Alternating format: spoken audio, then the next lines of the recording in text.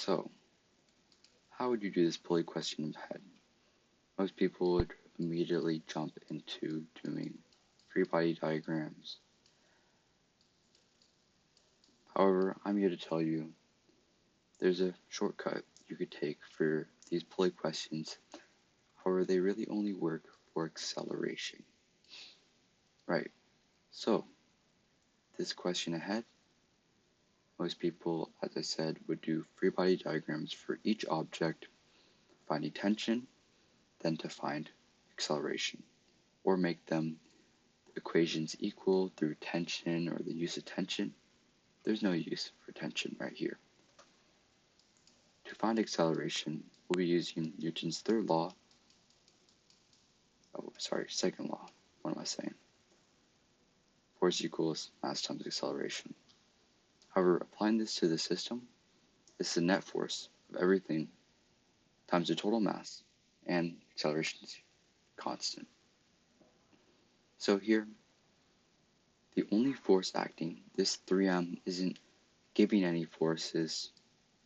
Really, it's only adding mass to the system. Right here is the only force changing the system, force of gravity. So through that, we could find the net force as just mass times gravity equals the total mass, which is 3m plus m. A is added on at the end. Right. Doing the calculations is 4m.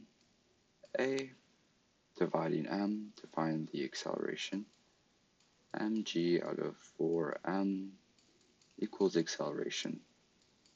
Divide mass, acceleration equals gravity out of 4. A right here. That's it. That's the shortcut.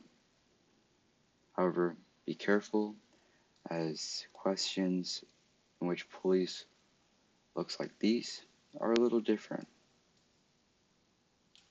So, say you have, sorry these aren't to scale, but this net force is not 2m. Here is accelerating downwards because this has a greater mass. Accelerates upwards. Right. So the net force would be 2mg minus mass times gravity equals the total mass 3m a.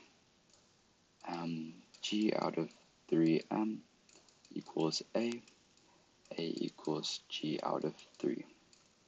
As I said before, the shortcut's mainly used for acceleration, so if you're looking for tension, this won't help at all.